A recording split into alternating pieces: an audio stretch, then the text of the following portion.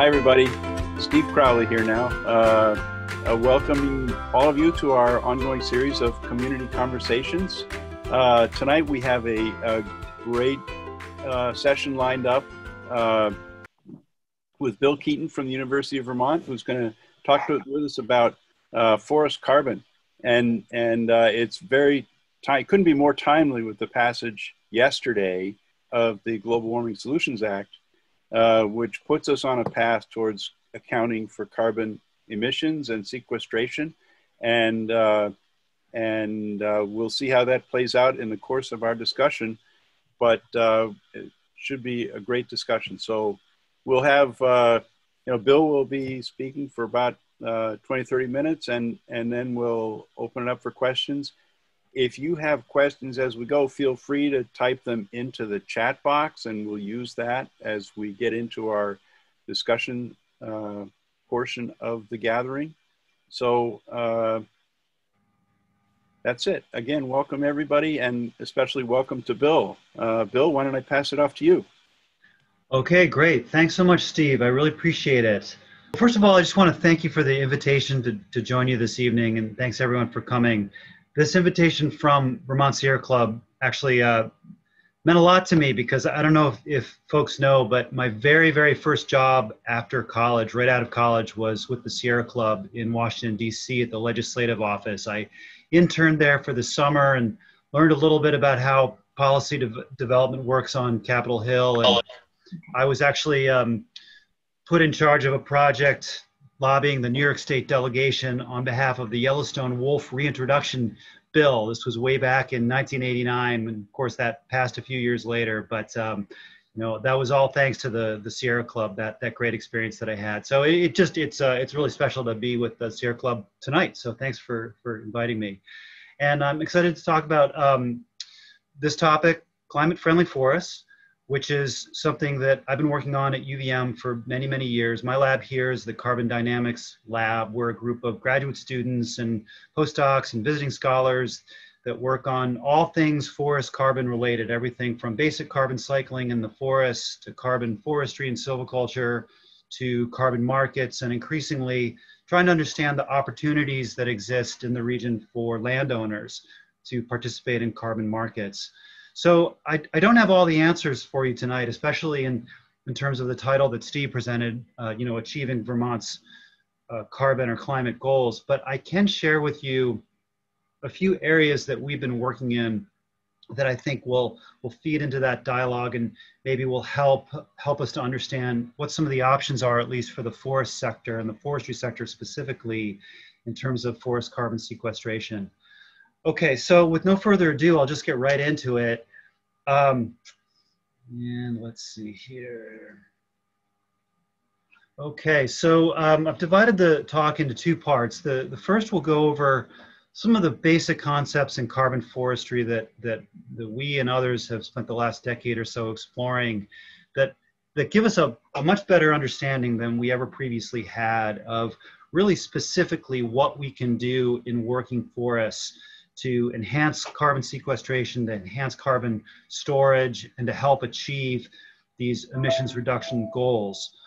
So that's the first part of the talk. And then the second part of the talk will explore specifically the work around opportunities for landowners. That will include a feasibility study for the state of Vermont that I've been involved with, as well as a demonstration carbon project that I and others have been working up around the Jay Peak area in northern Vermont. So we'll talk a little bit about that as well. Okay, so before I get into this too much, I just want to make sure that I'm really clear about a couple of terms that are often bandied about and misunderstood or used synonymously when they really aren't synonymous. And so this will really help us to understand everything else I present, if we can just get this down. So I want to be clear in differentiating between sequestration, which really means uptake, carbon uptake through the process of photosynthesis. So conversion of CO2 into carbon stored in biomass above ground and below ground, living and dead. So that's the process of sequestration. And as many, if not all of you know, that tends to achieve its highest rates in younger, more rapidly growing forests. But this is really different from carbon storage, which means the carbon that is already sequestered, that is essentially the money that's in the bank. So it's the carbon that we've already removed from the atmosphere and is now stored in vegetation and in other inorganic and organic forms of carbon in the biosphere. And understanding these terms are really important because carbon markets, for example, really incentivize carbon storage. They're rewarding forests that have been well managed in the past, that have already done this job of sequestration. They've already done their sequestration work, and now we want to keep that carbon in biomass and in forests. Sequestration is important, and that's part of the calculus.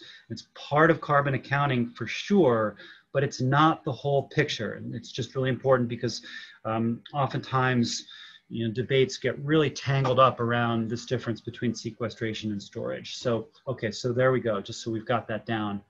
And then now I want to quickly review the three basic mechanisms that the forest sector has spent the last 10 or 15 years exploring that would allow us to enhance carbon storage in forests. So those three are reforestation and afforestation, basically planting trees. This is the easiest one to understand. It's the easiest one to quantify and to do the accounting for. The next is an increasingly important mechanism that I think will have increasing relevance, especially to northern New England. For example, if we see rates of parcelization and subdivision maybe ticking up a little bit in a knock on wood post-pandemic world. So avoided land use conversion basically means conserving a forest or converting land such that you prevent it from being converted to a different land use that would have a lower carbon storage. So this is through the means of conservation easements and other mechanisms. So basically avoiding land use conversions. And then the third is what we call improved forest management, or IFM. And this is the one that is the trickiest to understand. It's the trickiest one to achieve through forestry practices, and it's the most difficult one to quantify.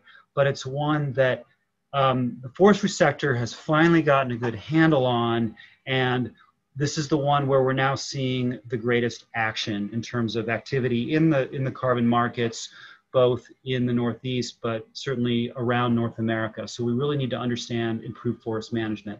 The key with all of these is the concept of additionality, which is basically an enhanced margin or an additional amount of carbon storage that we're going to add to a forest over time as compared to some baseline.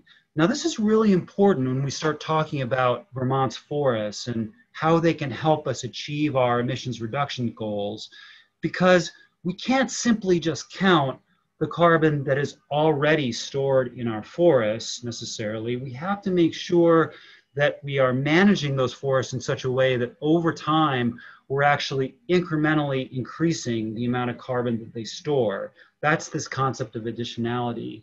So this is very important.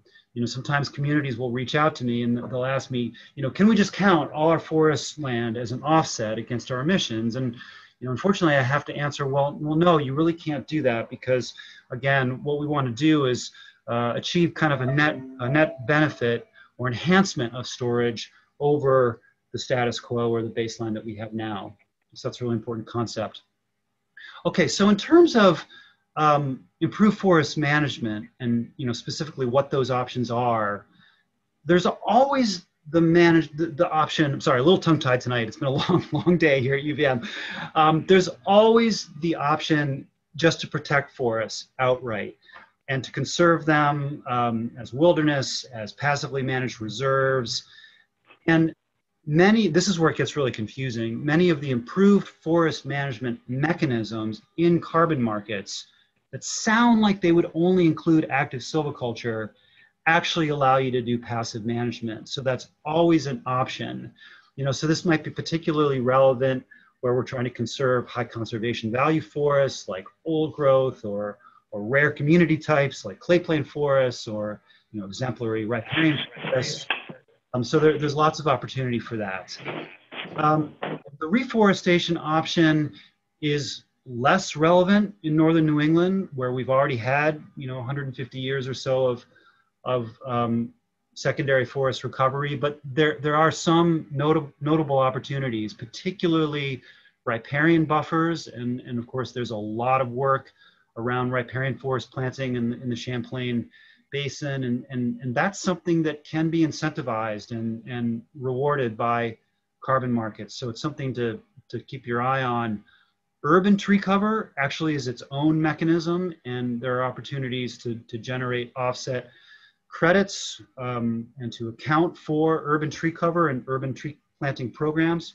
So that's something to think about. My class does a big riparian restoration project every year, and one of these now actually has generated carbon credits that have been sold on the voluntary market.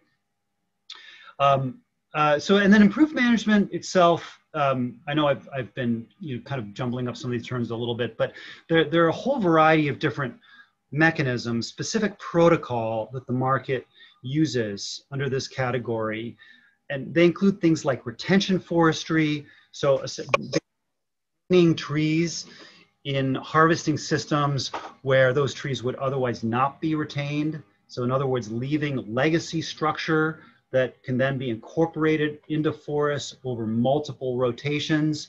And this is an exciting, promising area, and we're seeing a lot of shift away from more conventional, clear cutting and even age style management to these irregular shelterwood methods that build in a lot of legacy structure over time, like you're seeing in the red pine forest in northern Minnesota here in this picture. And all of that represents carbon. All of that represents additionality that will be retained on the landscape. Other things like extended rotation, so lengthening the period of time between each harvest, a whole variety of other methods that enhance growth and that favor durable wood products. And then out west and in some of our fire-prone forests, like pine barrens and pitch pine systems and oak systems in the east, various different types of fuel treatment and fire restoration that reduce potential emissions from stand replacing fires. So there are a whole variety of things that we can look at in this improved forest management category. So there's a lot of science behind this and a lot of complicated modeling I could show you, but I'm going to try to collapse it all down into this one slide where I basically present 9 different scenarios, forest management scenarios, along the x-axis here. And these range from very high intensive forestry practices like clear cutting or a conventional shelterwood method to less intensive methods like single tree and group selection, or even passive management over here. And then what you're seeing on the y-axis is the average amount of carbon that's stored over 2 forestry or forest management rotations, in this case 160 years. The average amount of carbon stored over 160 years in both the forest as well as carbon that's transferred into wood products and then has a certain residency time in the wood products stream, a certain life cycle as it moves through the economy and is ultimately disposed. So we're capturing the wood products here in this. And all I want to show you is that as we move from a more intensive harvesting scenario, less retention, higher harvesting frequencies, to a less intensive harvesting scenario, so more retention, less frequent harvests, we achieve additionality. We achieve this margin of carbon storage that you're seeing here. And that's what the markets reward a landowner for in a working forest. They reward you for these fairly subtle, nuanced changes that you make in your forest management plan that create additionality. And the message here then is not that we have to stop managing forests. That's an option in some places, passive management as we talked about before, but more importantly, there are actually a whole range of options available for working forests that foresters and landowners can think about. And as a region, we really need to start understanding that carbon forestry. We need to understand the silviculture that gives us additionality. I've tested some of these approaches myself in a program that we've had for 20 years now called the Vermont Forest Ecosystem Management Demonstration Project. You're seeing an animation of the main project area up on the west slope of Mount Mansfield. But we have other sites at the Jericho Forest and over in the Adirondacks. And in this study, I've tested one type of improved forest management, you could say, that I call structural complexity enhancement. And those of you that have met me before probably know that I have a particular interest in old growth forests. Old growth forests have been my passion my entire career. And so a related field of research I've been involved in then is the carbon value of old growth forests, trying to really understand that. And in this silvicultural system, we've looked for a way of accelerating the rate at which old growth forests develop. We also think of this as old growth restoration, trying to push succession along so that these more structurally simple secondary forests that we have on the landscape today into an old growth structure a little bit faster, and then achieve some of these carbon benefits and biodiversity benefits and flood resilience benefits and other things that we're so interested in. So the way this works is we started by learning as much as we possibly could about old growth forests and using that as the baseline or as a reference. And then I developed this silvicultural system called structural complexity enhancement that targets each of those structural features of an old growth forest and uses a variety of different silvicultural techniques to promote their development, to promote the rate at which they develop. And then over time, we're hoping to emulate some of that old growth structure and function. And again, we've done this on Mount Mansfield. We've done this at the Jericho Research Forest, and we've been monitoring this for now almost 20 years. Here's a shot of one of the structural complexity enhancement units at the Jericho Research Forest, and it's worked remarkably well, particularly in terms of the carbon value. It has proven effective both at storing and retaining a lot of carbon in the forest, as well as actually enhancing sequestration rates, the uptake rates, which was a very surprising result and one that I could explain in more detail if I had more time, but it's showing great promise. So here's a way of achieving both those old growth objectives where old growth restoration might be important, as well as carbon benefit. So, you know, we have to start thinking about a whole portfolio of options, right? It's not just one method that's going to allow us to achieve our carbon goals for the state. We need to throw the whole tool bag at climate change, at everything we can possibly do, you know, everything from outright conservation to wilderness to a whole variety of different techniques for working for us. And that was just one example of many. Okay, so that was the first part of the talk. And now let's explore a little more closely what the actual opportunities are for forest landowners in our region, particularly thinking about the market mechanisms that now exist to incentivize this kind of carbon forestry. And I'm not saying that carbon markets are the be and end all to this. I'm just saying that this is one option and one thing that incentivizes financially working forests to actually consider carbon as part of their overall holistic forest management. Okay, so this is something, again, I've worked on actively, my lab has worked on actively, but we've had many collaborators, and this is really a partnership which has been so important, so instrumental in getting this off the ground. So it's been a very active partnership between my lab at UVM, the Vermont Land Trust, a consulting firm called Spatial Informatics Group, and then the Nature Conservancy has been instrumental as well, and we've really benefited from funding from the Vermont Housing and Conservation Board and High Meadows Fund and others. So I just want to make sure I acknowledge and thank them. Okay, so what is the carbon opportunity for landowners in Vermont? Well, it's considerable. So depending on how you put a price tag on carbon sequestration in the state in terms of the price point that you use for, you know, metric ton of CO2 equivalent that's taken up through photosynthesis and then stored in vegetation, that value ranges from anywhere from 45 million to 90 million per year. So that's a considerable value in just straight economic terms, in terms of how the the markets look at this at any rate. And we have a lot of things working in our favor. Like, for one, our forests are currently taking up more carbon than they are losing from either land use changes or harvest. So that's really good news. You know, the uptake or sequestration exceeds growth. I'm sorry, the sequestration from growth exceeds emissions from transportation in this case. So that's what I meant to say.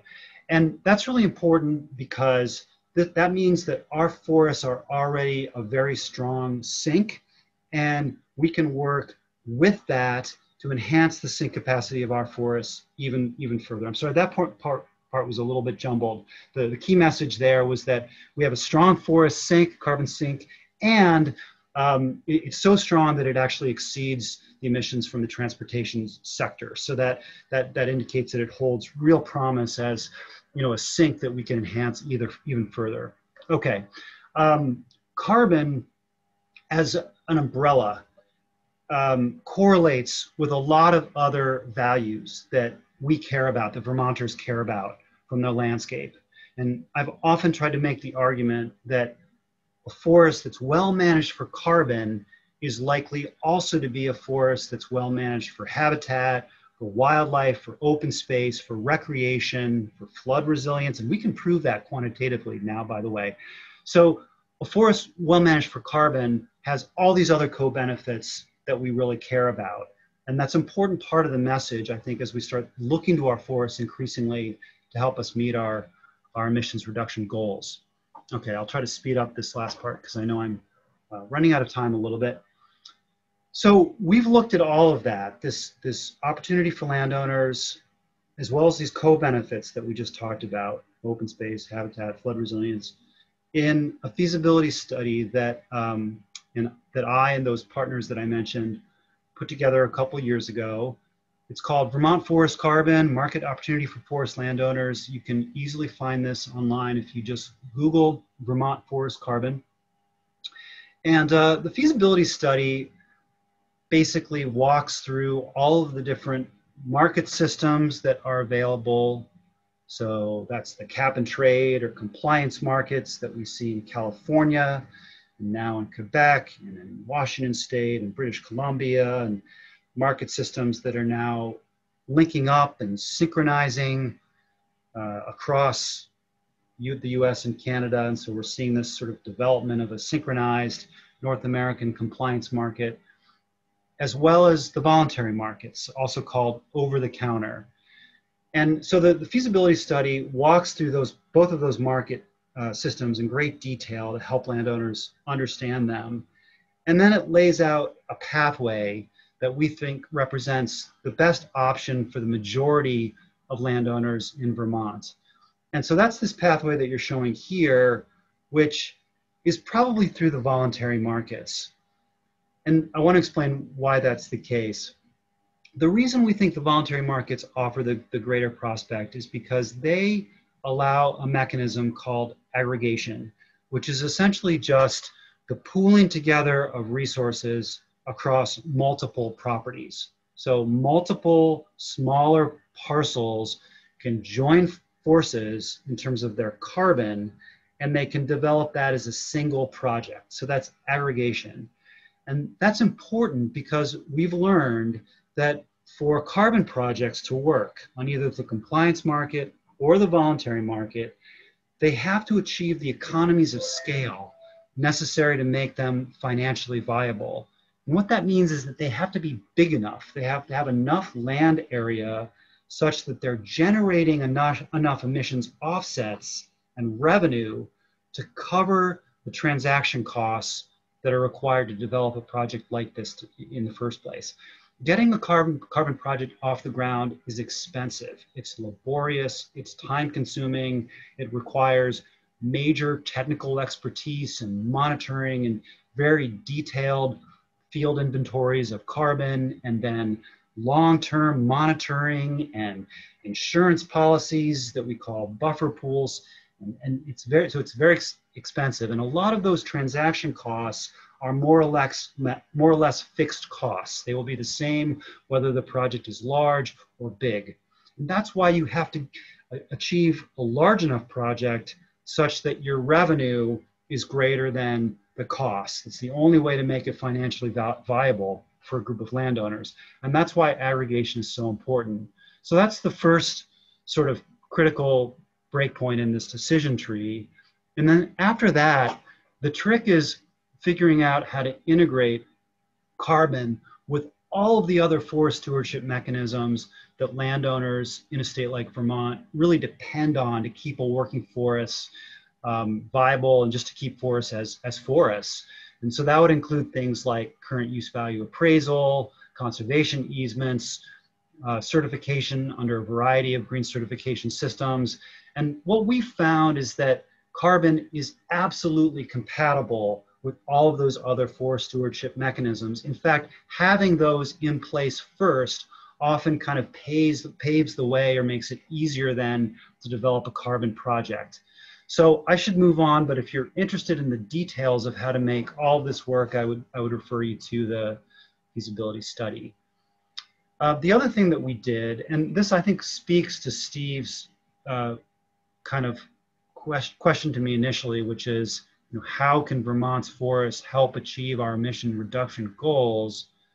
The other thing we did is to really explicitly map out the privately owned parcels statewide that would have the greatest potential for carbon projects, that would be most eligible and most suitable, and where they would achieve the greatest co-benefits, like the ones I mentioned before.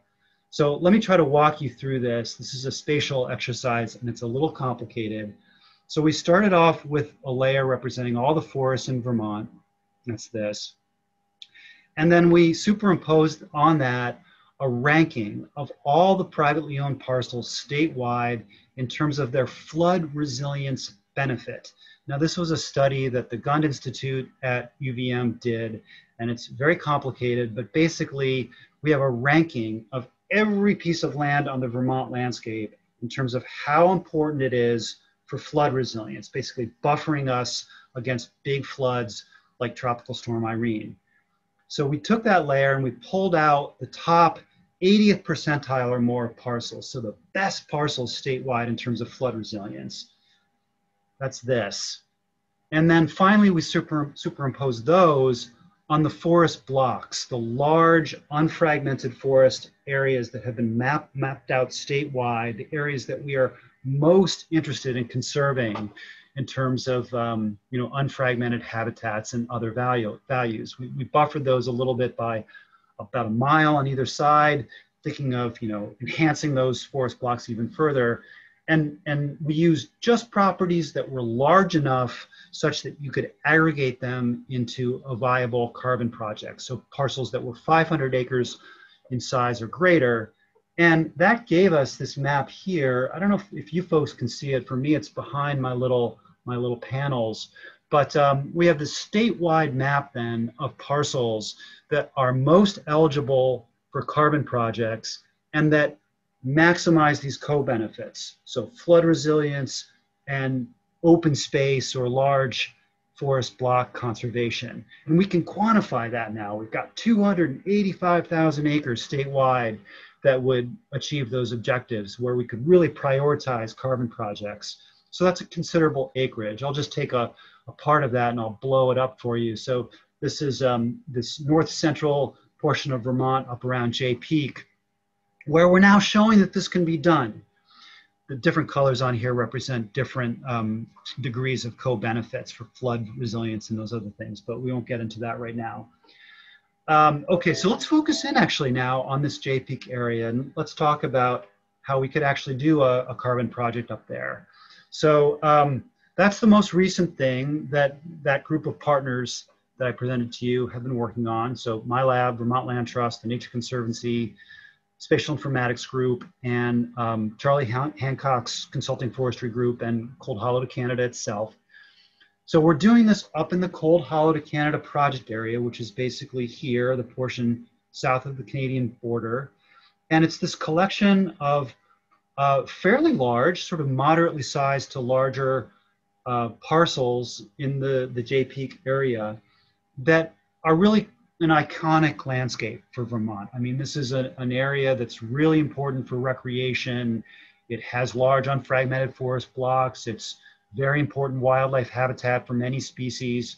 So it's a good area to prioritize for conservation. There was already a lot of work going on, you know, here, and a lot of social capital among these landowners, a lot of good relationships that they already had, which are so important for pulling off a project like this. And so we've used that as the springboard, and we are actually almost all the way through to completion for Vermont's first ever large aggregated carbon project that will sell emissions offsets on the voluntary market. So that's over the counter to a voluntary buyer. And we're doing this through the American Carbon Registry system, which is the registry that we think probably has the greatest potential for landowners in Vermont. So we pulled together 10 different landowners across 12 parcels in this Cold Hollow to Canada area, about 8,600 acres. We set this up as an improved forest management project. We did all the carbon verification, the field measurements last summer. No, I'm sorry, 2 summers ago. We did the verification, validating those measurements this summer of 2020, and the project will be signed, sealed, and delivered hopefully this fall. So a couple things that have come out of this. It worked exceptionally well.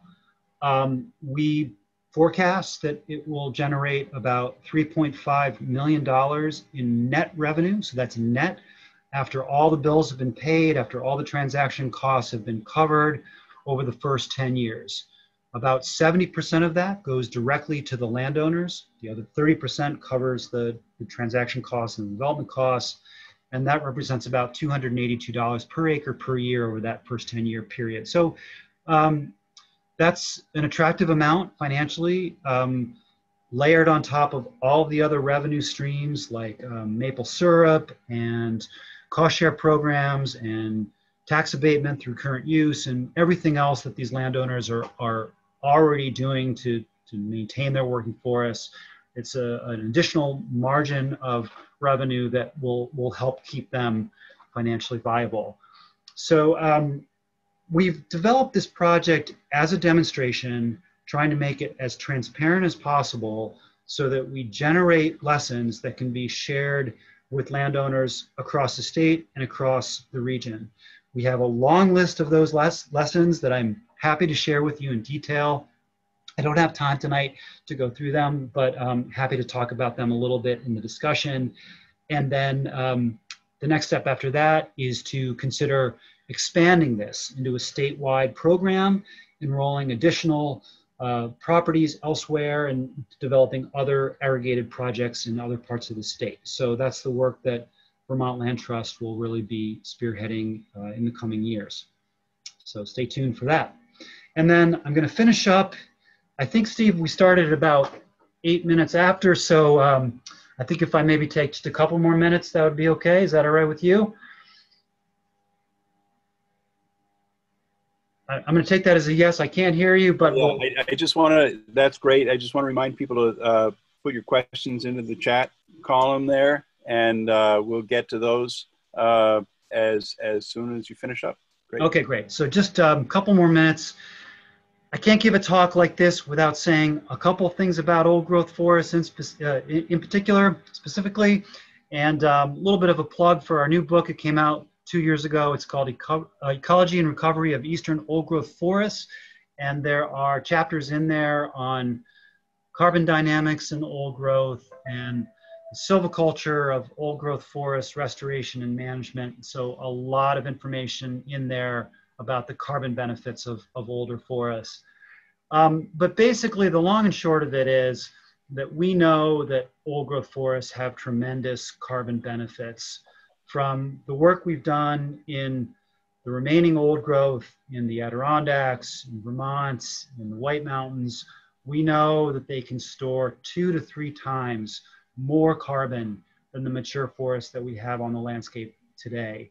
And so if we think about actively managing for some of those old growth characteristics in some of our working forests, building more of that into the managed landscape, while also restoring old growth in reserves, wilderness, and other areas, wildlands as a complementary strategy, those two things could go a long way towards helping us achieve our statewide emissions reduction goals. So I'd love to see that folded into that strategy.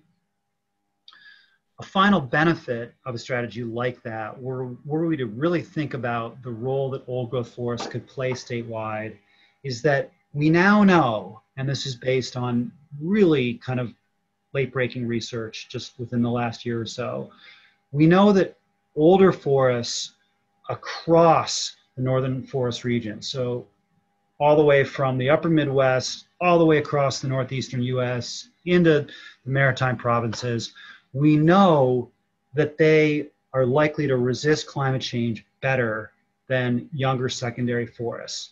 And what that means is that we've been able to show that they seem more able to provide the types of ecosystem services that they are today. So things like carbon sequestration, habitat for biodiversity, hydrologic regulation, those things, that they seem better able to do those under a future climate than younger forests do.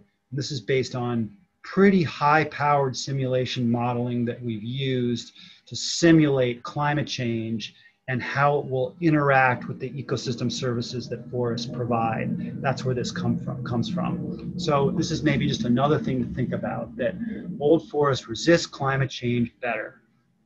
Okay, so with that, I'm happy to take questions, and thanks very much for sticking it out through this long talk. Fascinating. Thank you so much, Bill. I want to point out to everybody that Rob has pasted a list of links that Bill provided that included the Vermont Forest Carbon Report and so on. So that's all in the chat. Rob is recording this and will post this online, and he will have the chat all saved if people want to contact him later for that. So what I'm gonna do is I'm looking at the chat list here, and I'm gonna just be scrolling down to see what kind of questions people have. There was a quick question from Chris asking about what is the blue bar, and I think that was in your graph. If I'm not mistaken, Chris, that was in the graph of different forest practices and retention and additionality compared to. I think that's when that question popped up. Right, and it just, there was a key for all the other little bars, but there wasn't a key for the light blue. I was just curious what it was. Light blue. Okay, so let's see if I can find that for you. Is that the horizontal bar across? No, they were vertical. They were the vertical bars. Goddamn Christ! I'm trying to touch it was early on. This one? There. Oh yeah, right there. Yeah, yeah. I didn't see a key for the light blue on the bottom. Yeah, that's interesting. It's there, but it's a very, very thin line in some of these, and it's greater in the scenarios that are much less intensive, like passive management. So that represents the carbon that's in dead trees, standing dead trees. But no, I'm talking about the light blue on the very bottom, not that dark purple. Right, the majority of each bar is that majority of each bar. On the very lower portions of each one. Yeah, I'm sorry. I'm actually a little bit colorblind, so this gets challenging for me. So you actually just found just an error in my slide. It's just a flat-out error. I wasn't looking for it. I just was trying to understand it. At some point, when I converted this slide into the current format, that dropped out, and it's right here. So thank you for pointing that out. I put it back into the legend. that represents the carbon in living trees. Oh, okay. So this is the above ground carbon in living trees. The white is the carbon that's in down woody debris, and the black is carbon that's transferred into wood products. So yes, this is the live tree component. Thanks for catching that. Well, thank you. I'm really excited to watch this. I've got a BS in forestry from UMaine, Orono in 1980, and I just happened to work in wood manufacturing and engineering my whole life, and I just feel like I'd like to really get back to forestry. I'm getting ready to retire, and it's like, you know, this is good stuff to be learning. Yeah. Okay. Well, great. Glad you could join us tonight. Thanks. So we also have a question from Jack about the management of town forests. Is that a suitable canvas for enhancing structural complexity, as you've done in your demonstrations? Have you looked at town forests? So the short answer is yes. So town forests are perfect for all of this stuff. For one thing, that's just about the only category of public lands that is actually eligible under carbon market protocol. State forests are eligible, but they have a higher standard they have to achieve, and so it's a little more burdensome. Federal forests, like national forests, are not eligible. The town forests are, and they have the same standard or protocol as privately owned forests, so great place to think about doing carbon projects on.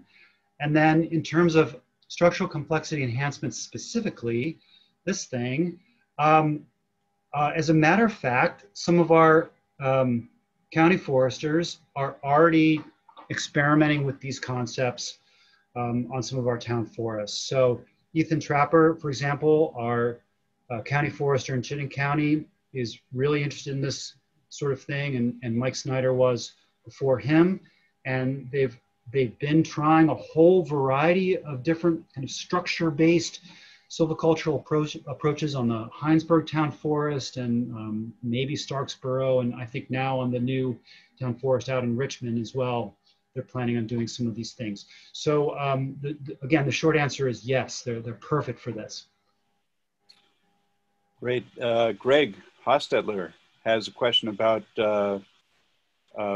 biomass for electricity.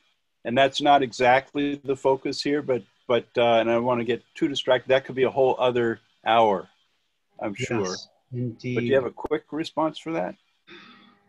Is it a net? My quick response is that the bioenergy issue is kind of a crocodile pit. And I would prefer maybe to avoid that tonight without having a lot of time, Steve, as you say, to really go through that in great detail carefully. You know, I think that wood bioenergy can be part of the mix if it's done very carefully. But the emissions consequences of wood energy are highly uncertain.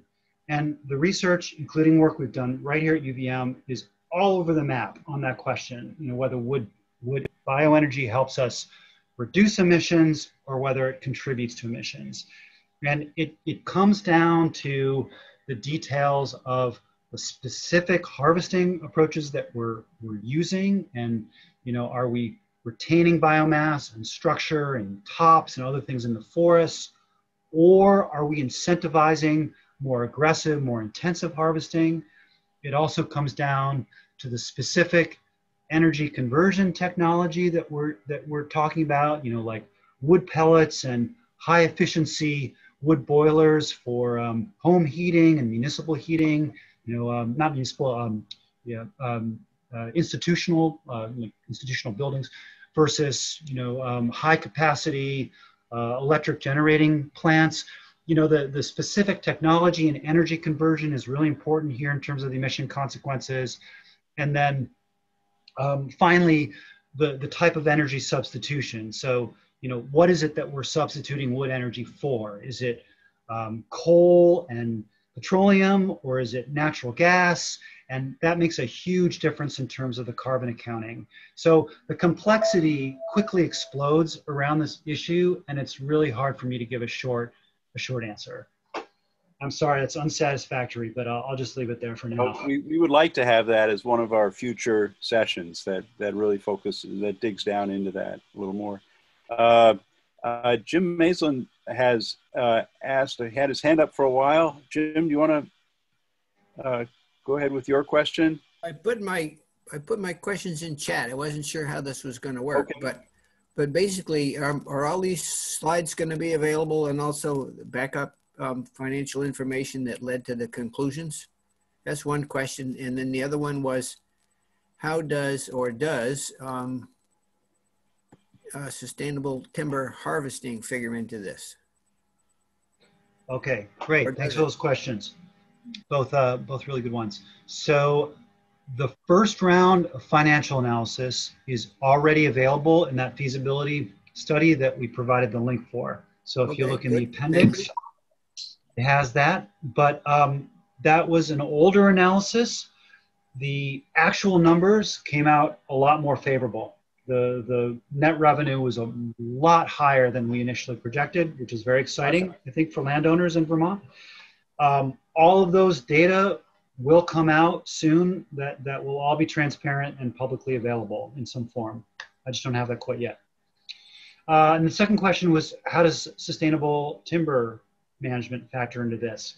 And the short answer is it factors in big time, big time. So that's the majority of what we're talking about here, because the vast majority of these improved forest management projects involve sustainable management, sustainable timber management.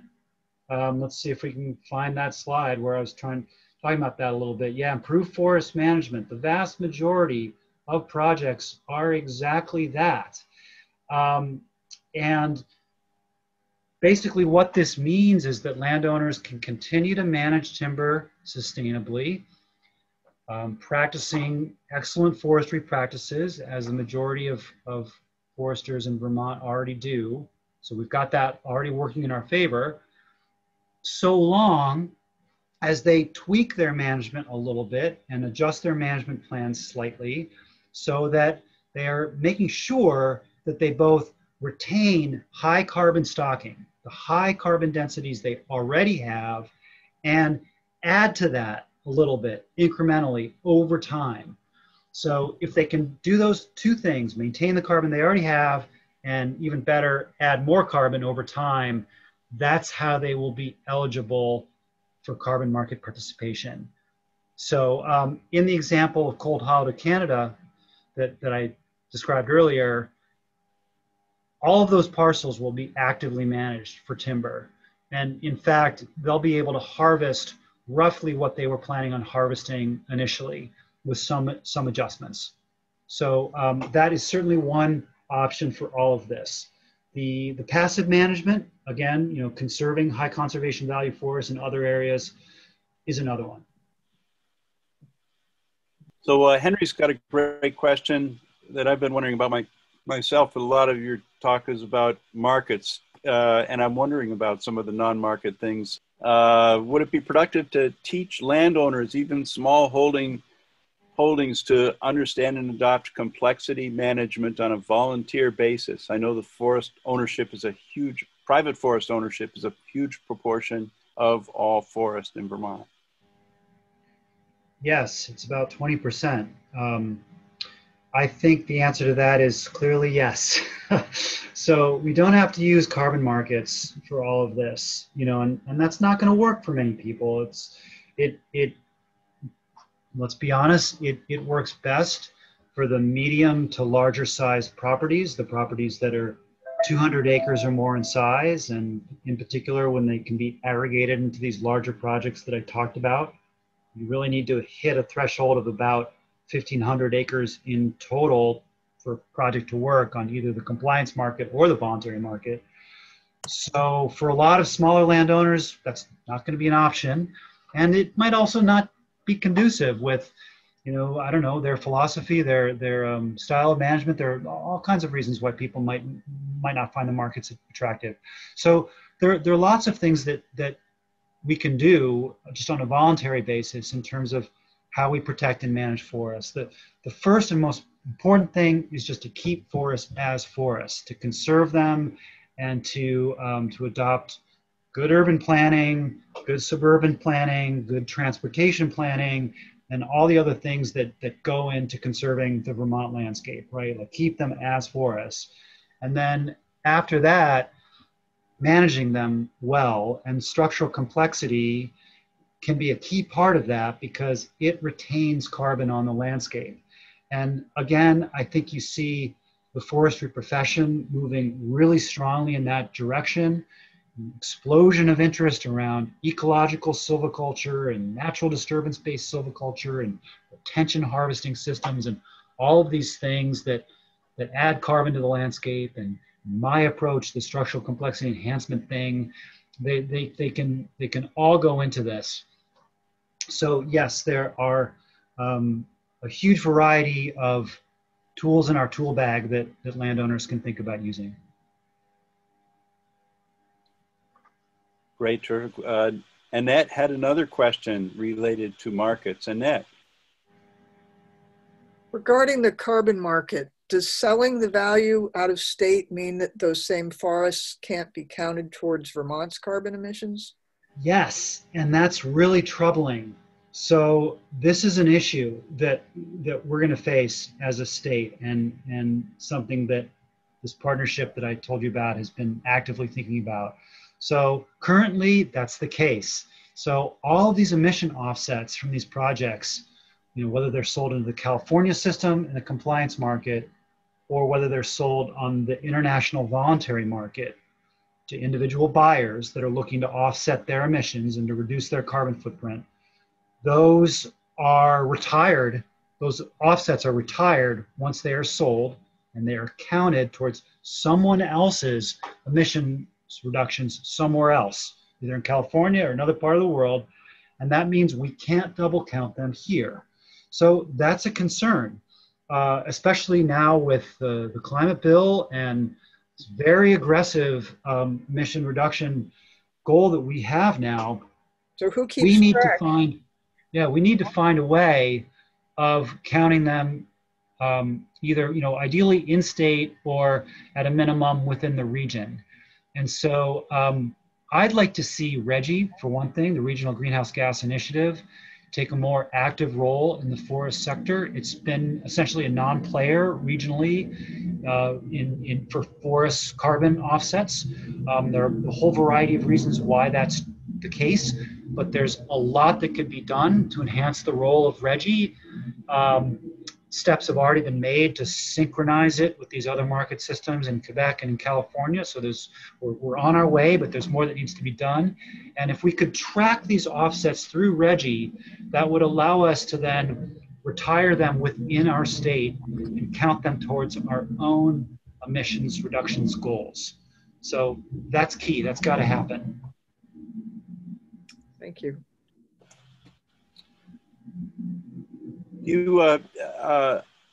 Is it your sense then that the market structures that exist have the rigor, I guess I'd say, to really tell us that we're getting additionality, the way you define additionality?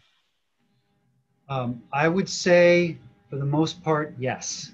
I'm cautiously optimistic about that, as politicians like to say. I think the markets have come a long ways in the last 10 or 15 years, a tremendously long ways. In the early days, there were a lot of very valid criticisms and a lot of valid skepticism of markets. There were a lot of kind of accounting gaps and a lot of loopholes and a lot of issues, but so much work has gone into them over the last 10 years, and the protocol have tightened up so much, especially on the accounting front in terms of how we're measuring carbon, how we're quantifying it, how we're monitoring it and verifying it and tracking it over time. Nobody's paid for carbon credits until we have verified that that carbon has actually been sequestered and is stored in your forest. So the markets have come a long way, and they've addressed a lot of these criticisms. But that being said, I think there's still room for improvement. And one of the things that I'm thinking about a lot right now is the baseline that's used in the voluntary market. This gets really complicated again. We could have a whole lecture just on this, but I think the baseline that your improved forest management is assessed against when you're calculating additionality or you're calculating how many offset credits you're generating, the baseline in some cases is realistic. It's realistic of how that forest might have been managed had you not done carbon. In other cases, it's less realistic and might be estimating additionality too liberally. And so that's a very short way of explaining something that's very complicated, but there are people in the field that are starting to think about how we can tighten up these baselines and maybe make them a little more realistic. And the Nature Conservancy has been putting a lot of thought into this in their family forest carbon project that they've pioneered down in Pennsylvania and expanded to Massachusetts and New York, and now are hoping to bring up here to Vermont and northern New England. So yeah, look to that to change in the future. I think the history of markets, one way or another, carbon markets or trading has been subject to gaming by players that want to, make a quick buck or avoid what is the real intent of the program. So that level of rigor is pretty important. Yeah. Let's see, Jack Cushman, I think you had a question, another question that you wanted that you'd put here, or maybe another. Jack. Thanks, Bill, for this really deep and fascinating discussion. I've heard reports from California about where we're having these terrible wildfires in Oregon and Washington, about fire damage and offset projects, which, according to these reports, has wholly eliminated the values of the offsets that were set aside because the forests just were subject to catastrophic burning. Although I can't verify that, this is what I'm hearing and it seems plausible. Is this a concern in Vermont that climate change may bring forest damages that would undermine the actual sequestration and storage that has been accomplished in these projects? Yes, it's definitely a concern. So I guess there are a couple answers I could try to the question. So, I mean, obviously the fires that we're seeing in California, Oregon, and Washington now are on a scale that we haven't seen in a long time, if ever. 3.5 million acres burned in California in the last month, and these huge fire complexes up in Oregon and southern Washington Cascades, including the whole region of the Gifford-Pinchot National Forest, where I did my PhD research. So I have a personal connection to some of these fire areas. And in some cases, those have resulted in emissions that are far in excess of what we've anticipated and what we actually do have mechanisms to deal with. So I think you're going to see activity to try to get our arms around this, to get a handle on that in the future. I'm not explaining this very well, but there are mechanisms in place already that require landowners, especially in disturbance-prone regions of the world. So that could be where you have a tendency towards fire or catastrophic wind throw or bark beetle outbreaks or whatever it is. There are really rigorous protocol in place that require you to estimate the likelihood or the risk of those disturbances. And you have to set aside a certain portion of the offset credits that you generate into something called a buffer pool that basically compensates the market overall in the event of a catastrophic disturbance and an unintended release of carbon from the forest. Are you following me? Does that make sense? So it's like an insurance fund that compensates the market, that ensures that the kind of net effect all comes out in the wash. It all evens out over time. So we have these buffer pools, we have these insurance policies that were supposed to address the fire risk. The problem is that we're now seeing fires in places like California that have had a lot of forest carbon projects that are far in excess of what was put into these buffer pools. And so that's going to have to be adjusted. Okay, so that's the first part of the question. But the second part is that you can also earn emissions reduction credits or offset credits through fuels reduction treatments and prescribe burning and all the other things that we're trying to do to reduce the risk of fire. And the latest research shows that sometimes those don't work. We can thin these forests, we can treat the fuels, we can burn them, and we still get a catastrophic fire. But in other cases, they are effective. And we're learning a lot about exactly where they're effective and when they're effective. And so those are proving valid in terms of reducing fire risk and valid as in terms of like real emissions reductions, because we are reducing emissions, or we are avoiding emissions from fires that would have happened, if that makes sense. Thank you. Very, very good answer. Thanks. Okay. Great. Well, this whole discussion has been a great discussion, Bill. Tremendous. I'm glad that Rob has been recording it, and it will be available. I think it's time for us to bring it to a close, though, and appreciate everybody for joining us tonight. Some terrific questions, and we look forward to having you join us in the future. Rob, did you want to share what's coming up? Yes, thank you, Professor Keeton, for that wonderful conversation and all the guests with our questions. Just wanted to let everybody know next Wednesday is what we're calling our Vermont EV Stories and Drive Electric Week virtual community conversation. Next week is National Drive Electric Week. Actually, it starts this coming Saturday, but then goes to the following Sunday. But it's a national week celebration to celebrate and promote the adoption of electric vehicles. So we're actually recruiting people to give us stories about why their EVs are really fun to drive, what their reasonings are, and we're asking them to submit a 2-minute clip. We have a bunch of stories already collected that we're going to air the top 3 ones right before our discussion next week. And then from that point, those 3 winners will receive a $50 gift certificate to any Vermont-based business that they choose. And then we're going to have a discussion with Dave Roberts of Drive Electric Vermont. And basically what we're hoping is people who have EVs are going to contribute and add in their questions and comments.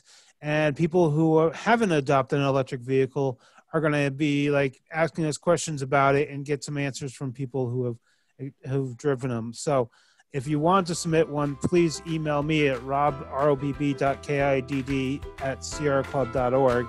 And then you can be entered in that contest. But otherwise, thank you all for the conversation again tonight, and we look forward to seeing you again.